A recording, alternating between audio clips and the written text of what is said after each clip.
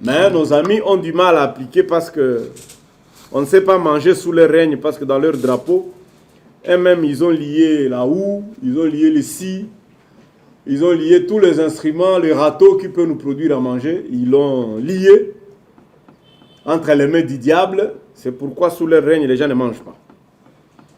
Mais le 4P, c'est la publicité. C'est ce que nous faisons. Nous utilisons les réseaux sociaux, les médias. C'est très important pour l'accomplissement de votre leadership. Vous avez une vision, il faut utiliser les instruments, les médias pour avancer. Parce que nous avons ce qu'on appelle le PAM. Le PAM, c'est le marché potentiel dans le monde. Nous sommes 9 milliards. Tu as une vision, tu voudrais que les gens suivent ta pensée. Dès que tu balances, sache qu'il y a 9 milliards de personnes au monde susceptibles de t'atteindre. C'est ce qu'on appelle le PAM.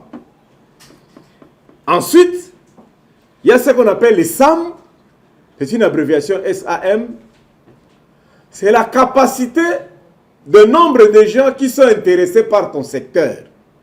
La politique, par exemple. Ils peuvent être 2 milliards sur 9. Mais il y a ce qu'on appelle les SEM.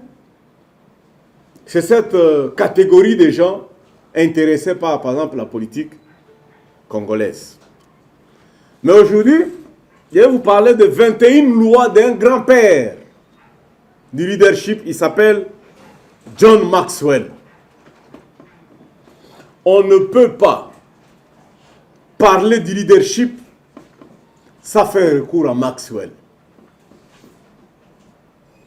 Il a parlé de 21 lois. Voici la première loi de Maxwell. La loi du couvercle. La loi du couvercle, ici, Maxwell dit, tout dépend de la capacité organisationnelle du leader.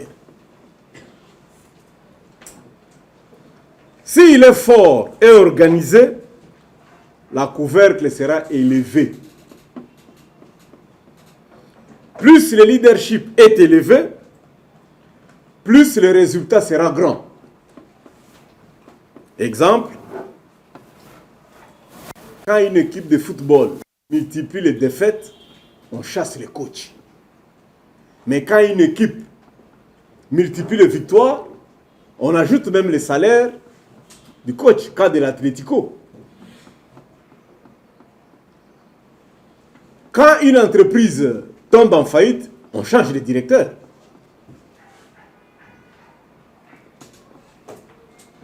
Mais quand un pays est mal gouverné, on fait quoi? On va aux élections et on change de président.